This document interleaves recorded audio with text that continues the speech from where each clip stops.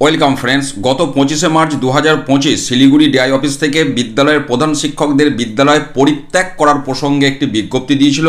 বিদ্যালয় পরিত্যাগ করার আগে ম্যানেজিং কমিটি অথবা ডিআইয়ের প্রাক অনুমতির দরকার।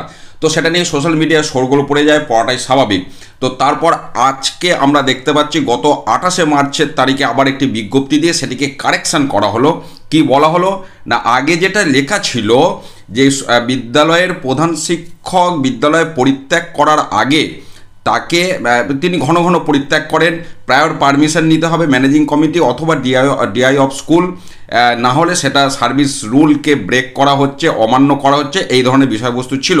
তার ওই লাইনগুলোর পরিবর্তে কি লাইন ঢোকানো হলো না, during absence of head of the institution it is mandatory for every head of the institution to inform the school managing committee positively for the better and smooth running of the school। অর্থাৎ বিদ্যালয়ের প্রধান শিক্ষক শিক্ষিকা যখন অনুপস্থিত থাকবেন, অনুপস্থিত থাকার আগে যেটা বলা হচ্ছে ম্যানেজিং কমিটিকে জানাতে হবে, বা ঘুরিয়ে বললে এমসির অনুমোদন নিয়ে বিদ্যালয়ে অনুপস্থিত থাকতে হবে।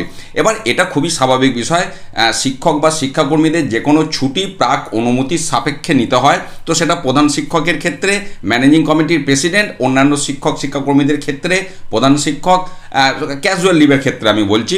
তো সেইটা কারেকশান করা হলো আগের বিজ্ঞপ্তিকে দিয়ে, যথাযথ শব্দ বা বাক্য এখানে ব্যবহার করা হলো।